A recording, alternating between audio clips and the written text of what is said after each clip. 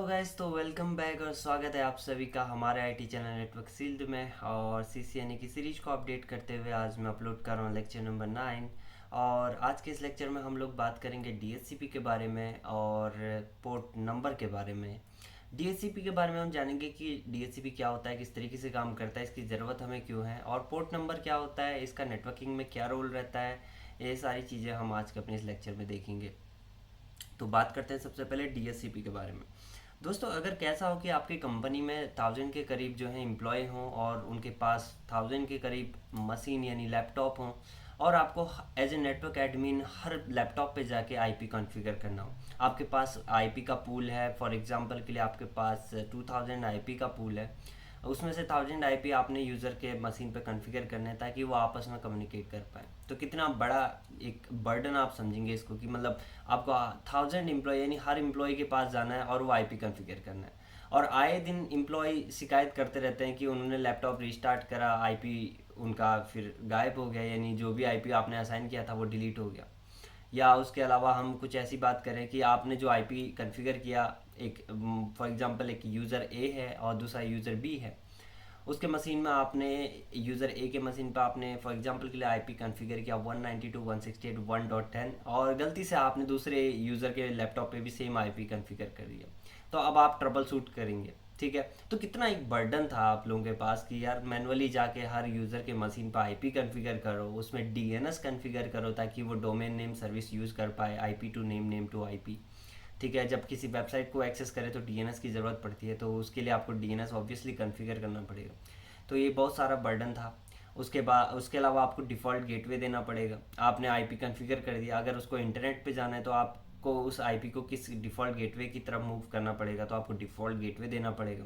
गलती से आपने डिफ़ॉल्ट गेटवे गलत दे दिया तो उसकी भी आपको ट्रबल शूटिंग करनी पड़ेगी। तो इन सब चीज़ों से बचने के लिए मार्केट में कॉन्सेप्ट आया डीएचसीपी, जिसकी फुल फॉर्म है dynamic host configuration protocol. IP address की मैंने इतनी सारी बातें कर ली, लेकिन मैं आई थिंक बताना भूल गया आईपी एड्रेस के बारे में कि आप लोगों को जैसे पता है कि हर मशीन आज के ज़माने में, आप कोई भी मोबाइल यूज़ करें, आप कंप्यूटर यूज़ करें, कोई भी इंटरनेट जो मशीन कम्युनिकेट करती है, हर मशीन को कम्युनिकेशन के लिए आईपी एड्रेस की ज़रूरत होती है। तो आईपी एड्रेस हम दो तरीके से असाइन करते हैं। एक होता है आपका स्टैटिकली, यानी आप मैनुअल तरीके से आईपी असाइन करते हैं हर कंप्यूटर पे जाके, और एक होता है ऑटोमेटिकली, जो कि हम डीएचसीपी के थ्रू करते हैं।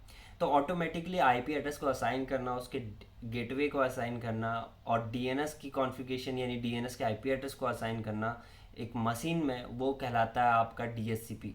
ठीक है, यानी डीएचसीपी नहीं कहलाता, यानी हम डीएचसीपी की हेल्प से वो काम करते हैं, राइट।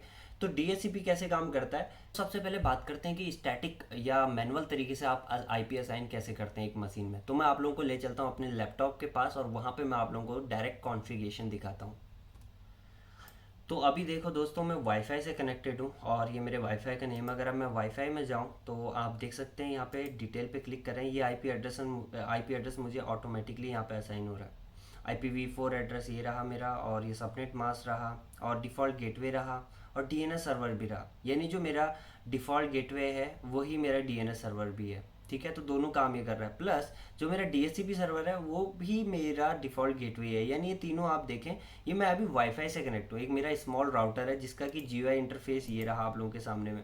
ठीक है, तो यहाँ पे मैं लॉगिन करता हूँ, मैंने पासवर्ड एंटर करा, मैं लॉगिन कर रहा हूँ यहाँ पे, और मैं आप लोगों को दिखाता हूँ। तो ये रहा मेरा आईपी एड्रेस राउटर का। तो ये एज ए डीएचसीपी भी काम कर रहा है, एज ए डीएनएस भी काम कर रहा है, और एज ए डिफ़ॉल्ट गेटवे भी काम कर रहा है मेरे लैपटॉप के लिए। ठीक है, अगर मैं यहाँ पे आपको डीएचसीपी की कॉन्फ़िगरेशन दिखाऊं तो मेरे को जाना पड़ेगा कनेक्टिविटी में, एंड देन यहाँ पे आप लोगों को मैं डीएचसीपी का ऑप्शन दिखाता हूँ, लोकल नेटवर्क, और ये रहा मेरे पास। ठीक है, मैं अभी दोबारा इस स्लाइड पे फिर आऊँगा आप लोगों को डिटेल में समझाने के लिए। फिलहाल जस्ट मैं एक झलक आप लोगों को दिखा रहा था यहाँ पे। ठीक है, तो अभी जो मेरा आईपीएस साइन है वो डीएचसीपी के थ्रू है, यानी मेरा डीएचसीपी इनेबल है अभी। ठीक है, अगर मुझे इसे मैनुअल आईपीएस साइन करना है तो मैं क्या करूँगा, यहाँ पे प्रॉपर्टीज में जाऊँगा। ठीक है, दो तरीके होते हैं आईपी एड्रेस असाइन करने के। तो ये रहा दो ऑप्शन, एक होता है ऑटोमेटिकली, एक होता है मैनुअल। अब मैं मैनुअल इसको आईपी असाइन करूँगा तो मेरे को यहाँ पे आईपी एड्रेस एंटर करना पड़ेगा, जैसे फॉर एग्जांपल 192.168.1.110 मैं असाइन कर रहा हूँ। फिर मुझे इसका सबनेट मास्क देना पड़ेगा, देन मुझे गेटवे की डिटेल भी मेरे को इसको देनी पड़ेगी कि भैया जी मेरा गेटवे क्या है, एंड देन मुझे डीएनएस की डिटेल भी देनी पड़ेगी। तो इन सब चीज़ों से बचने के लिए मैंने इसको सिंपली कैंसिल करा, और मैं वापस से गया और मैंने इसको ऑटोमेटिकली ही सिलेक्ट कर दिया और सिंपली ओके कर दिया, और मेरे पास सारी की सारी डिटेल अब यहाँ पे होगी, सारी डिटेल मेरे पास आ गई और मैं अब इंटरनेट एक्सेस कर सकता हूँ। तो ये फ़ायदा है डीएचसीपी का। तो दोनों में आप लोगों को डिफरेंस समझ में आ गया, राइट, कि मैनुअल आईपी कैसे असाइन करते हैं, ऑटोमेटिकली आईपी कैसे असाइन करते हैं, राइट। अब बढ़ते हैं आगे डीएचसीपी के बारे में जानने के लिए और भी क्या रखा हुआ है। तो दोस्तों डीएचसीपी के बारे में मैंने आप लोगों को जस्ट अभी दिखाया कि यार किस तरीके से आईपी एड्रेस हम दो तरीके से असाइन करते हैं और डीएचसीपी से क्या फ़ायदा होता है, राइट। और डीएचसीपी से मैंने स्टार्टिंग में आप लोगों को बताया कि यार जो डुप्लीकेट आईपी एड्रेस, जो ओवरलैप करने की जो प्रॉब्लम है वो दूर हो जाएगी। यानी डीएचसीपी आपने कॉन्फ़िगर कर लिया और यूज़र के मशीन पे ऑटोमेटिकली आईपी जा रहा है, ठीक है। अब वो जब ऑटोमेटिकली आईपी जाएगा ना, तो ऐसा नहीं होगा कि कहीं पे वो डुप्लीकेट आईपी असाइन कर दे। यानी फॉर एग्जांपल एक कंपनी में दो यूज़र हैं, ए एंड बी, ऐसा नहीं होगा कि डीएचसीपी ए को भी सेम आईपी दे दे और बी को भी सेम आईपी दे दे, फिर तो कॉन्फ्लिक्ट कर जाएगा, राइट। तो यहाँ पे सारा काम ऑटोमेटिकली हो रहा होता है। जो आईपी आप एक यूज़र को प्रोवाइड करते हैं, सेम आईपी डीएचसीपी दूसरे यूज़र को नहीं दे सकता है। दूसरी बात, डीएचसीपी जो भी आईपी एड्रेस देता है वो लीज पे देता है। लीज का मतलब है एक टाइम पीरियड के लिए। जैसे हम कहते नहीं कि यार ये कंपनी को इस जगह पे लीज पे 10 साल के लिए हमने दिया हुआ है, या ये बंदा इस घर पे रेंट पे 10 महीने के लिए रह रहा है या 2 महीने के लिए रह रहा है। सेम काम होता है आईपी एड्रेस का। जैसे मैं यूज़र हूँ, मुझे डीएचसीपी ने एक आईपी एड्रेस असाइन करा मेरे मशीन को, तो वो जो आईपी एड्रेस असाइन करता है वो एक पर्टिकुलर इंटरवल के लिए करता है। उसके बाद वो दोबारा से मेरा मशीन जो है वो एक रिक्वेस्ट भेजता है डीएचसीपी के पास कि I am still using my machine, यानी अगर अभी भी मैं जो हूँ अपनी मशीन पे काम कर रहा हूँ, तो ये आईपी एड्रेस जो आपने मेरे को असाइन किया हुआ है, इसको आप नेक्स्ट 1 आवर 2 आवर जो भी इंटरवल आप डीएचसीपी में सेट करते हैं उतने टाइम पीरियड के लिए वो फिर आगे रिजर्व कर देगा। इससे क्या फ़ायदा होता है कि फॉर एग्जाम्पल के लिए कंपनी में लिमिटेड यूज़र है, ठीक है, सॉरी, आपके डीएचसीपी में लिमिटेड आईपी है। फॉर एग्जांपल के लिए मैं लेता हूँ एग्जांपल 10 आईपी, ठीक है। कंपनी में 11 यूज़र हैं, ठीक है। पहले 10 यूज़र आ गए, ठीक है, और 10 यूज़र आए, 10 यूज़र को 10 आईपी थे, वो सारे डीएचसीपी ने दे दिए। अब डीएचसीपी के पास कोई भी जो है आईपी एड्रेस नहीं है। ऐसा हुआ किसी काम से 2-3 यूज़र जो है बाहर चले गए, तो अब डीएचसीपी क्या करेगा, डीएचसीपी एक टाइम इंटरवल के लिए उन यूज़र के मशीन को मॉनिटर करेगा कि यार जो मैंने आईपी एड्रेस इनको दिया हुआ था ये अभी भी यूज़ कर रहे हैं या नहीं कर रहे हैं। अगर वो यूज़ नहीं कर रहे हैं तो वो उनको वापस ले लेगा। वापस लेने के बाद अगर कोई नया यूज़र आके नेटवर्क में कनेक्ट होगा तो वो आईपी फिर उस यूज़र को एलोकेट कर देगा। तो इस तरीके से क्या होता है, फ़ायदा होता है कि यानी डीएचसीपी के पास जो लिमिटेड आईपी थे उनका कंप्लीट यूटिलाइजेशन हो रहा है। ऐसा नहीं कि वो आईपी मेरे को मिल गया तो वो परमानेंट मेरा रहेगा, नहीं, बिल्कुल भी नहीं रहता। तो इसीलिए आईपी जो भी आपको मिलता है डीएचसीपी की तरफ से वो लीज पे मिलता है और वो एक टाइम पीरियड के लिए मिलता है। उस टाइम पीरियड के बाद आपका मशीन रिस्पॉन्स करता है डीएचसीपी को कि I am still using this IP address, तो ठीक है, वेल एंड गुड, आप आगे भी यूज़ कर सकते हैं। अगर नहीं कर रहे हैं तो डीएचसीपी फिर उस आईपी को रिलीज कर देगा, ठीक है। अब बात करते हैं कि यार डीएचसीपी एक्चुअल में है क्या, ये सर्वर, ये हार्डवेयर डिवाइस है, ये सॉफ्टवेयर डिवाइस है। तो दोस्तों डीएचसीपी जस्ट एक क्लाइंट है, यानी एक सॉफ्टवेयर है जिसपे कि आपको स्कोप जो है डिफाइन करना होता है। अब एग्जांपल के लिए मैं आपको ले चलता हूँ वापस से अपने वेब पेज के पास जहाँ पे मैंने आप लोगों को दिखाया था। ये रहा, ये क्या है, ये कोई सर्वर नहीं है, ये जस्ट एप्लीकेशन है। यहाँ पे मैंने क्या कर रखा है, स्टार्ट आईपी, ये मैंने आईपी रेंज डाल दी। अगर मैं चाहूँ तो यहाँ पे 1.1 भी यहाँ पे डाल सकता हूँ, यहाँ पे 1.10 भी कर सकता हूँ। तो इस तरीके के चेंजेस मैं कर सकता हूँ। यानी ये स्टार्ट आईपी यहाँ पे रहा और ये एंड आईपी कहाँ पर होगा, ये मैंने रेंज दे दिया, 149 तक ये रेंज दे दिया। तो ये कॉन्फ़िगरेशन है, इसमें मेरे को 50 जो है होस्ट है यानी आईपी मेरे को मिलेंगे। अब मेरा एक छोटा सा वाईफाई है, इसमें मुश्किल से 4 से 5 मेंबर रहते हैं, तो यहाँ पे हम लोगों के लिए सफिशिएंट है 50 आईपी, राइट।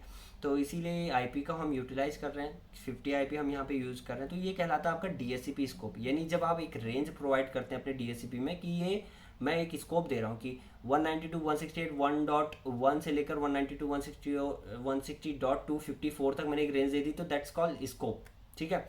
अब अगर आप बेस्ट नेटवर्क इंजीनियर है तो आप क्या करेंगे, 1 to 10 आईपी आप नेटवर्क के लिए रिजर्व कर देंगे। यानी 192.168.1.10 तक आप अपने नेटवर्क इक्विपमेंट के लिए आप आईपी यूज़ करेंगे। अगर कोई फायरवॉल, आईपीएस, आईडीएस या कल के दिन कोई भी एक नया डिवाइस अपने नेटवर्क में लेके आते हो, तो 1 to 10 आप आईपी वहाँ पे अपने नेटवर्क के लिए रिजर्व कर दोगे। तो आप स्कोप क्या दोगे अपने डीएचसीपी में, 192.168.1.10 से लेकर 192.168.1.254 तक, क्योंकि 255 फिर आपका ब्रॉडकास्ट आईपी हो जाएगा, राइट। तो वो डिपेंड करता है आप पे, आपकी क्या रिक्वायरमेंट है, आप किस तरीके से वहाँ पे कॉन्फ़िगरेशन करना चाहते हैं, ठीक है।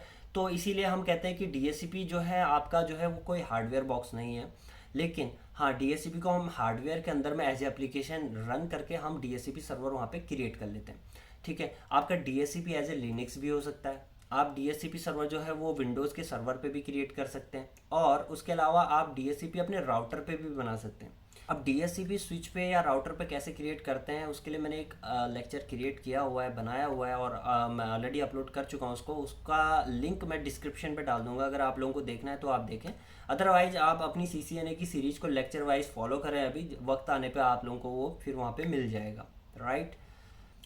दोस्तों अब बात करते हैं कि यार DHCP एक्चुअल में वर्क कैसे करता है। मैंने अपने नेटवर्क पे अपने लैपटॉप को कनेक्ट किया और मेरे लैपटॉप को IP एड्रेस मिल गया। तो इस बीच इन बिटवीन सारा प्रोसेस कैसे हुआ, यानी मेरी रिक्वेस्ट DHCP तक कैसे गई, और फिर वहाँ से वो रिक्वेस्ट वापस कैसे मेरे लैपटॉप पे आई, और कैसे मेरे को IP एड्रेस मिला। तो इसको समझने के लिए आप लोगों के सामने में ये डायग्राम है। इस प्रोसेस को हम कहते हैं डोरा प्रोसेस। अगर तो सबसे पहले क्या होता है, जब भी आप अपने नेटवर्क में अपने कंप्यूटर को कनेक्ट करते हो तो सबसे पहले वो एक डिस्कवरी पैकेट फॉरवर्ड करता है आपके DHCP सर्वर के पास, ठीक है। अब वो कैसे फॉरवर्ड करता है वो मैं अभी आप लोगों को आगे दिखाऊंगा। तो जैसे ही वो डिस्कवरी पैकेट आपके DHCP सर्वर को मिलता है तो वो IP एड्रेस के डिटेल दे के उसको ऑफर रिलीज कर देता है कि ये रहा आपका IP एड्रेस, आप इस IP एड्रेस को यूज़ कर सकते हैं, ठीक है। तो जब वो IP एड्रेस आपको मिल जाता है, आपके मशीन को मिल जाता है, यानी क्लाइंट को मिल जाता है, तो वो रिक्वेस्ट करता है, अच्छा जी ये IP एड्रेस जो मेरे को ऑफर कर रहे हैं, इसके लिए मैं आप लोगों को आपको रिक्वेस्ट करता हूँ कि ये IP एड्रेस आप मुझे एलोकेट कर दें, ताकि मैं इस IP एड्रेस को अपने मशीन में यूज़ करके फिर आगे अपना कम्युनिकेशन कर पाऊँ। तो DHCP सर्वर फाइनल जो पैकेट भेजता है वो कहता है ठीक है जी आप इस IP एड्रेस को यूज़ कर सकते हैं, मैं इस चीज़ को एक्नॉलेज करता हूँ, और जैसे एक्नॉलेजमेंट होता है आपके मशीन को जो है वो IP एड्रेस मिल जाता है। तो एक ये सिंपल प्रोसेस चलता है, इसको डोरा प्रोसेस कहते हैं, ताकि हम याद करें D से DO and then R and then A। तो अगर आपसे इंटरव्यू में क्वेश्चन पूछा जाए कि यार DHCP कैसे काम करता है, तो माइंड में हिट करना चाहिए अच्छा डोरा, ठीक है। तो डोरा अगर याद नहीं हो रहा था, डोरेमोन आप लोगों को पता ही होगा, आप लोगों ने बचपन में देखा हो, क्या पता आप लोगों के घर में छोटे बच्चे देखते हो टीवी वगैरह, तो आपको याद होगा डोरेमोन डोरेमोन बहुत चिल्लाते रहते हैं, ठीक है। तो इस तरीके से कहते हैं कि हाँ डोरा प्रोसेस है। तो ये एक बेसिक ओवरव्यू था DHCP के बारे में कि DHCP काम कैसे करता है, लेकिन हमने अभी पैकेट लेवल पर जाकर इसको जाना नहीं है। तो उस पैकेट लेवल पर जाकर जानने के लिए अभी मैं आप लोगों को ले चलता हूँ नेक्स्ट स्लाइड पे, जहाँ पे कि हम बात दोबारा से करेंगे TCP एंड UDP प्रोटोकॉल के बारे में, क्योंकि OSI मॉडल जहाँ पे मैंने एक्सप्लेन किया था उस लेक्चर पे मैंने TCP एंड UDP प्रोटोकॉल के बारे में डिटेल में आप लोगों को बताया था, लेकिन मैं दोबारा फिर से आज इस चीज़ को रिमाइंड कर रहा हूँ क्योंकि मुझे पता है, क्योंकि जब आगे हम DHCP के बारे में डिस्कस करेंगे और डिटेल में जाके, तो वहाँ पे ये फिर काम आएगा। तो दोस्तों बात करते हैं यार TCP के बारे में कि यार TCP एक्चुअल में है क्या। TCP की फुल फॉर्म होती है transmission control protocol, and UDP की होती है यूज़र डेटाग्राम प्रोटोकॉल। सबसे पहले हमने इनकी फुल फॉर्म समझ ली। अब TCP क्या होता है, TCP कनेक्शन ओरिएंटेड प्रोटोकॉल होता है। कनेक्शन ओरिएंटेड का मतलब जो भी डेटा आप ट्रांसफर TCP की हेल्प से करेंगे वो डेटा आपका 100% सामने वाले को डिलीवर हो जाएगा। यानी अगर आपने डेटा, आप सेंडर हैं, सामने वाला रिसीवर है, आप जो भी डेटा TCP की हेल्प से यानी TCP प्रोटोकॉल यूज़ करते हुए ट्रांसफ़र करेंगे वो डेटा 100% जो आपका रिसीवर है उसको मिलेगा ही मिलेगा। अगर आप UDP प्रोटोकॉल की हेल्प से उस डेटा को ट्रांसफ़र करते हैं तो उसकी कोई गारंटी नहीं रहती है कि वो डेटा कंप्लीट उस सामने वाले रिसीवर को मिलेगा। अब TCP क्या होता है, वो किस तरीके से काम करता है, उसके लिए डायग्राम आप लोगों के सामने में।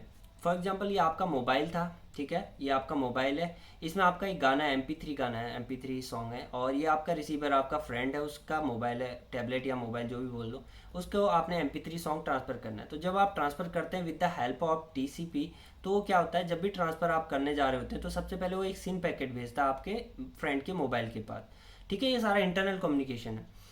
उसके बाद आपका फ्रेंड जो है, फ्रेंड का जो मोबाइल है, डिवाइस है, वो रिस्पॉन्स करता है सिनैक पैकेट, ठीक है। जैसे फॉर एग्जांपल के लिए आपने सिन पैकेट भेजा, इसमें सीक्वेंस नंबर होता है फॉर एग्जांपल के लिए 100।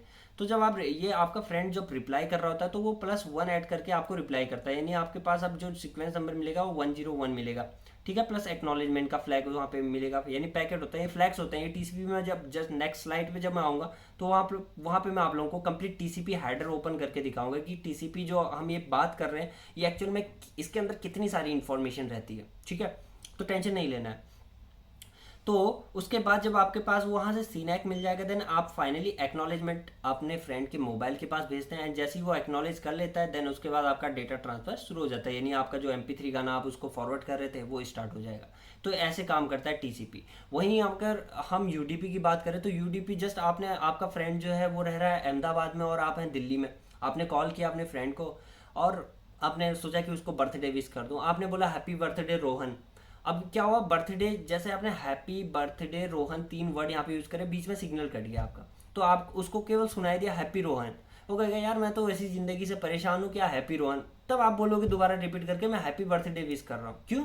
क्योंकि जब आप फोन जब कॉल करते हैं वो यूडीपी कनेक्शन होता है, उसमें अगर आवाज़ बीच में ब्रेक हो गई तो वो फिर वो पैकेट सामने वाले को नहीं मिलेगा, या सामने वाले को ये पता नहीं चलेगा आपने बीच में बर्थडे बोला था। वो खाली हैप्पी रोहन उसको सुनाई देगा, वो वैसे ही दुखी बैठा हुआ है रोहन वहाँ अहमदाबाद में, ऊपर से तुम जले में नमक छिड़क रहे हो यूडीपी प्रोटोकॉल यूज़ करके।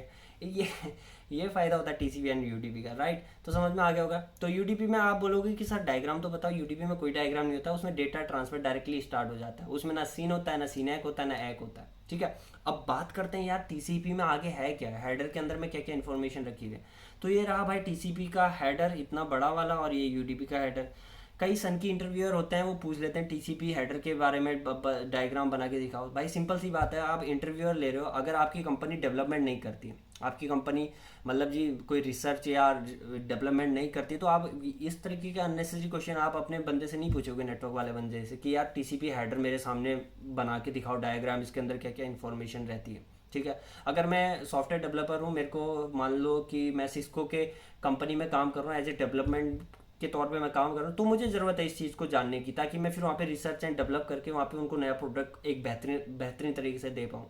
लेकिन आप एक कंपनी में as a support network engineer काम कर रहे हो और आप टीसीपी हेडर के बारे में इन्फॉर्मेशन पूछ रहे हो, दैट्स रॉन्ग फॉर मी, सीधी सी बात है, ठीक है। बट एनीवे आप लोगों का माइंड शार्प है, तो आप एक बार ये हेडर रट सकते हैं, देख सकते हैं, समझ सकते हैं, ठीक है। बस मैं यहाँ पे आप लोगों को अभी समझा दे रहा हूँ, बाकी रटना समझना वो आप लोगों का काम है।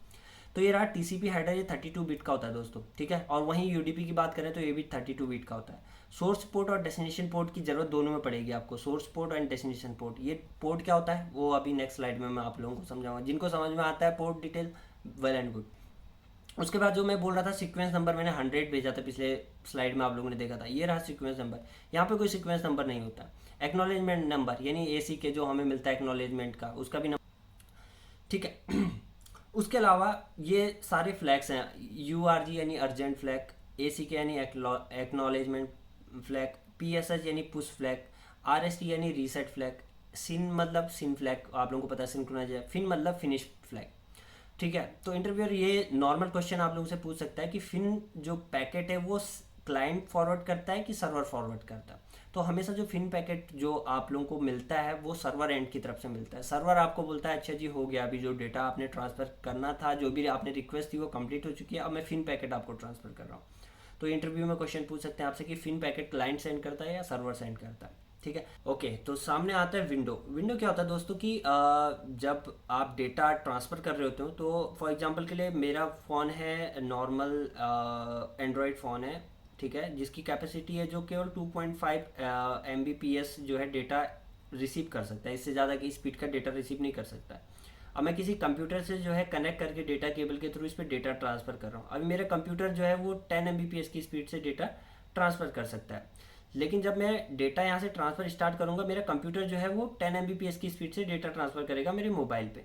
लेकिन मेरा मोबाइल कहेगा यार मेरी स्पीड जो है वो केवल 2.5 MBPS तक ही सपोर्ट करती है। तो यहाँ पे जो है विंडो का कॉन्सेप्ट आता है और ये एक फ्लैग भेजता है आपका, यानी टीसीपी के अंदर में जो विंडो का ऑप्शन है ये आता है। मेरा मोबाइल मेरे कंप्यूटर को बताएगा यार हम टीसीपी के थ्रू डेटा ट्रांसफ़र कर रहे हैं, तो मैं विंडो के ऑप्शन में ये कॉन्फ़िगर कर देता हूँ कि मेरी जो स्पीड है वो 2.5 MBPS है। तो जैसे ये इन्फॉर्मेशन आपके सेंडर के पास जाएगी, तो वहाँ से वो अपनी स्पीड को 10 से कम करके वो कर देगा ओनली 2.5 MBPS, और 2.5 MBPS करने के बाद वो डेटा को ट्रांसफ़र करना स्टार्ट कर देगा।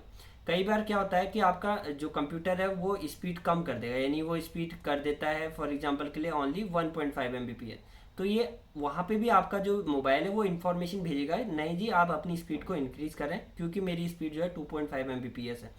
ये डिपेंड करता है, जैसे आप कोई गेमिंग खेल रहे हैं अपने मोबाइल पे, या आप यूट्यूब पे वीडियोस देख रहे हैं, पैरेलली आप कुछ कर रहे होते हैं अपने मोबाइल पे, डेटा ट्रांसफ़र कर रहे होते हो, तो आपने देखा होगा कि आपका मोबाइल कभी ज़्यादा स्पीड सपोर्ट करता है, कभी कम सपोर्ट करता है। तो ये सारा कॉन्सेप्ट आता है विंडो पे। यानी विंडोइंग का कॉन्सेप्ट क्या करता है, आपके मोबाइल की स्पीड को कंपेयर करता है एक दूसरे मोबाइल के दूसरे डिवाइस के साथ, और वहाँ पे फिर उस स्पीड को कम या ज़्यादा करने की प्रोसेस को वो आगे बढ़ाता है, ठीक है। फॉर एग्जाम्पल के लिए मेरी कैपेसिटी कि मैं केवल 2 रोटी खा सकता हूँ। अब कोई ज़बरदस्ती 5 रोटी मेरे मुंह में ठूसेगा तो मैं खा नहीं सकता, राइट। तो मैं उसको बताऊंगा कि यार मैं केवल 2 ही रोटी खा सकता हूँ, उससे ज़्यादा रोटी मैं नहीं खा सकता हूँ। तो ये कहलाता है जस्ट लाइक ए विंडो का कॉन्सेप्ट। वहीं पे एक और फ्लैग आता है आपका चेकसम। चेकसम जो है आपका एरर चेक करने के लिए काम आता है। अर्जेंट पॉइंटर आता है कि आपने अर्जेंटली वो डेटा को ब्लॉक करना है, रोकना है, कैंसिल करना है वो डेटा ट्रांसफर को, तो आप अर्जेंट पॉइंटर वहाँ पे यूज़ कर सकते हैं, राइट। वहीं अगर हम यूडीपी के बारे में बात करें तो यहाँ पे लेंथ और चेकसम रहता है, यानी एरर चेक और लेंथ, ठीक है, दैट्स ऑल। उसके अलावा और कोई इन्फॉर्मेशन नहीं रहती है। तो ये रहा यूडीपी का हेडर और ये रहा टीसीपी का हेडर। दोस्तों बात करते हैं पोर्ट नंबर के बारे में कि पोर्ट नंबर है क्या, ठीक है। जैसे मैंने हेडर पे आप लोगों को बताया था कि यार सोर्स पोर्ट और डेस्टिनेशन पोर्ट होता है हमारे हर हेडर पे, चाहे वो टीसीपी हो या यूडीपी हो। क्यों हमें दोनों हेडर पे पोर्ट नंबर की ज़रूरत पड़ती है? क्योंकि दोनों रिक्वेस्ट को फुलफिल करने के लिए हमें पोर्ट नंबर की ज़रूरत इसलिए पड़ती है क्योंकि जो भी आप रिक्वेस्ट कर रहे होते हो उसको आइडेंटिफाई करना पड़ता है। कि आप किसी सर्वर के पास रिक्वेस्ट लेके गए और आप सिंपली एक रिक्वेस्ट लेके गए, तो आपको उसको क्या पता चलेगा, सर्वर को क्या पता चलेगा कि मुझे क्या सर्व करना है। आप सर्वर पे जो है MP3 सॉन्ग डाउनलोड करना चाहते हैं, या आप सर्वर पे उनकी वेबसाइट को एक्सेस करना चाहते हैं, उनकी GUI एक्सेस करना चाहते हैं, वो पता कैसे करेगा कि आप क्या रिक्वेस्ट लेके उसके पास आए हो। तो जो रिक्वेस्ट लेके आप उसके पास जाते हो सर्वर के पास, उसको आइडेंटिफाई करने के लिए हम लोग पोर्ट नंबर को यूज़ कर रहे होते हैं। प्लस जब आपका सर्वर आपको रिप्लाई कर रहा होता है तो उसको आइडेंटिफाई करना होता है कि यार आपके नेटवर्क में 1000 कंप्यूटर कनेक्टेड हैं, मेरे को किस कंप्यूटर के पास इस रिक्वेस्ट यानी इस रिप्लाई पैकेट को फॉरवर्ड करना है। तो ये सारा आइडेंटिफिकेशन करने के लिए हमें पोर्ट नंबर की ज़रूरत पड़ती है। जस्ट लाइक कि आपका फ्रेंड है, आप अपने फ्रेंड के मोबाइल पे कॉल करते हैं तो एक नंबर डायल कर रहे होते हैं। वो नंबर जो है वो डिफाइन करता है कि ये आपके फ्रेंड का मोबाइल नंबर है और मुझे इस मोबाइल नंबर पे जो है बेल को रिंग करना है, या मुझे उस कॉल को जो है वहाँ तक पहुँचाना है। तो यही काम होता है आपके पोर्ट नंबर का। अब पोर्ट नंबर की डिटेल अब हम जानते हैं नेटवर्किंग में क्या होती है। यहाँ पे 2 तरीके से हम पोर्ट नंबर यूज़ करते हैं, आइदर वो पोर्ट नंबर आपका TCP होगा या UDP होगा। TCP यानी फॉर एग्जांपल के लिए आप अपने फ्रेंड के लैपटॉप का RDP यूज़ करना चाहते हैं तो आप पोर्ट नंबर यूज़ करेंगे 3389। अगर आप TCP यूज़ करेंगे तो दैट मीन्स कि वो कनेक्शन ओरिएंटेड आपका प्रोटोकॉल होगा, बीच में कोई भी कनेक्शन आपका ब्रेक नहीं होगा। अगर आप UDP यूज़ करेंगे तो आप UDP 3389 यूज़ करेंगे, दैट मीन्स कि आपका वो जो रिक्वेस्ट है वो कनेक्शन लेस होगी, बीच में ब्रेक हो सकती है। अब आते हैं वापस से TCP हेडर पे कि यहाँ पे सोर्स पोर्ट और डेस्टिनेशन पोर्ट हम यूज़ क्यों कर रहे हैं। तो इसको समझने के लिए सिंपल सा मैं आप लोगों को एक डायग्राम पे ले चलता हूँ। ये कोई एक सर्वर है दोस्तों, ठीक है, और ये इंटरनेट पे है आपका सर्वर, ठीक है, और यहाँ पे ये इंटरनेट कनेक्टेड है, आप कनेक्टेड हो इंटरनेट से, ये आपका वाईफाई राउटर है। फॉर एग्जांपल के लिए आपके घर का जो वाईफाई आप यूज़ कर रहे हो, ठीक है, ये एंटीना बना देते हैं यहाँ पे। अब यहाँ पे से आप वाईफाई के थ्रू ना आप भी कनेक्टेड हैं, आपके घर में और भी फैमिली मेम्बर भी कनेक्टेड है, मल्टीपल लैपटॉप कनेक्टेड है, ठीक है। सारे के सारे जो है एट ए सिंगल टाइम जो है इंटरनेट पे एक नॉर्मल जो है एक वेबसाइट पे एक्सेस कर रहे हो। आप सारे के सारे एक सिंपल एक ही वेबसाइट पे आप सारे के सारे एक्सेस कर रहे हो, ठीक है। तो जब आप किसी वेबसाइट को सारे के सारे एक नेटवर्क के अंदर से एक्सेस कर रहे होते हो तो आपका सोर्स पोर्ट जो है वो डिफरेंट आ जाता है। जैसे ये मशीन नंबर 1 मान लो, ये 2 मान लो, ये 3 मान लो, ये 4 मान लो। तो मशीन नंबर 1 का सोर्स पोर्ट होगा फॉर एग्जांपल 21,000, तो 2 का 21,001 हो सकता है, इसका 21,003 हो सकता है। ये कभी भी सेम नहीं होंगे। ये सेम इस केस में नहीं होंगे कि जब आप सेम डेस्टिनेशन को एक्सेस कर रहे हो, सारे के सारे अभी सिंगल डेस्टिनेशन को एक्सेस कर रहे हो, तो source port number different different होगा, ताकि जो रिप्लाई पैकेट यहाँ से मिलेगा वो आपका जो राउटर है वो आइडेंटिफाई कर पाए कि अच्छा जी जो रिप्लाई पैकेट मुझे मिला है इसमें डेस्टिनेशन पोर्ट अब क्या आ रहा है, मेरा 21,000 आ रहा है, तो दैट मीन्स कि ये रिक्वेस्ट मुझे इधर फॉरवर्ड करनी है।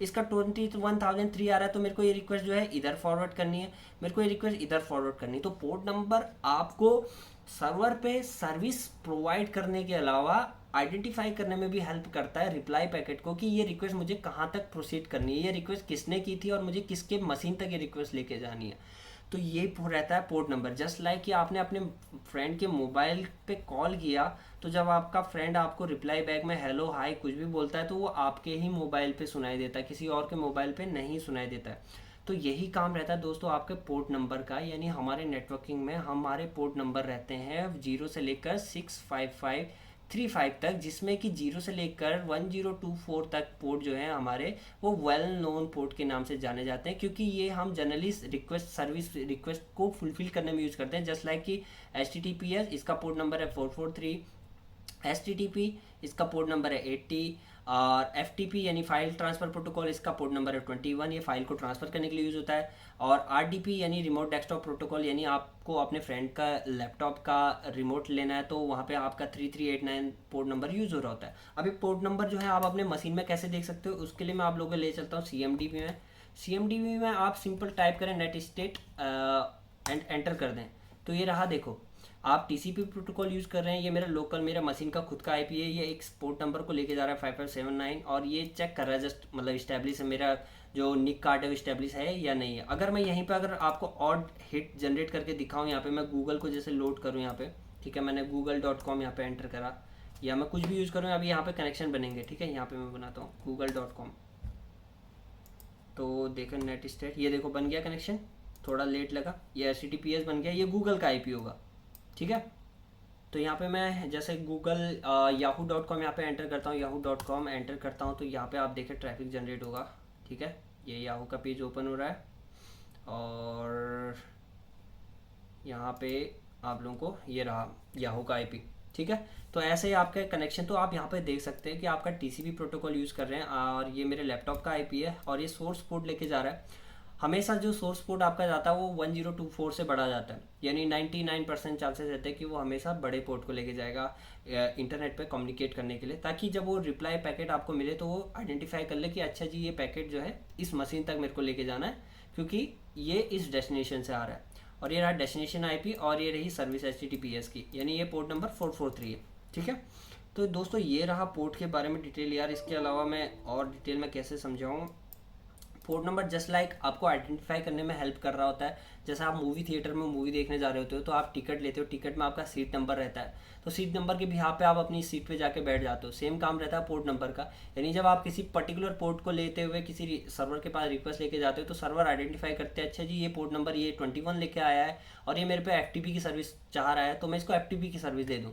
तो अगर सर्वर पे FTP की सर्विस रन होती है तो वो आपको FTP की सर्विस वहाँ पे प्रोवाइड कर लेता है। तो यही काम रहता है पोर्ट नंबर का, एक आइडेंटिफिकेशन कि डेस्टिनेशन सर्वर के पास, यानी सर्वर के पास हमें क्या रिक्वेस्ट लेके मैं जा रहा हूँ, और जब वो रिप्लाई पैकेट आएगा तो मेरे को वो सर्वर कैसे आइडेंटिफाई करेगा कि ये पैकेट मुझे किस यूज़र तक उसको फॉरवर्ड करना है, पहुँचाना है। तो ये रहा पोर्ट नंबर के बारे में।